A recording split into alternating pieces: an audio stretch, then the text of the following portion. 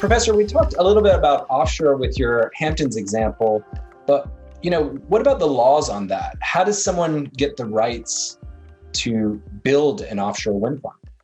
So the land is, the offshore areas are owned by the federal government.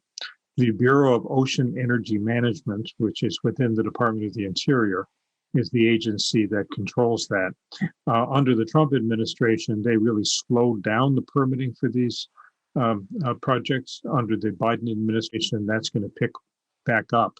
But there's federal jurisdiction over that. Then the cables come in, and during the first 3 miles or so offshore, that's within state jurisdiction. And so the states have to grant that authority in addition to the Army Corps of Engineers. And then when it gets to land, that's largely a matter of local zoning to allow the land-based facilities. How do these actually work? Do you bid for or purchase the rights to harvest wind for a period of time? Are these 10-year, 20-year, 50-year grants?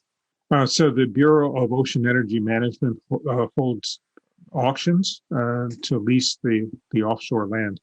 And on land, in federal land, the Bureau of Land Management, which is a different part of the Department of the Interior, holds auctions for the use of federal land for these kinds of facilities. You mentioned to me that there's only one real example of an offshore wind farm, and that's in Rhode Island. How was that project able to succeed?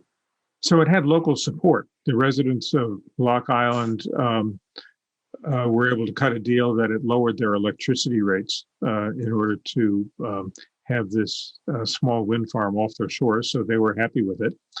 And they were able to get the federal approvals and move on and get the project built. We're about to see, I think, a very large amount of new wind farm development off the coast of Long Island. We're seeing it off Massachusetts and New Jersey as well. All those states are greatly encouraging offshore wind, and there are a lot of projects that are getting underway.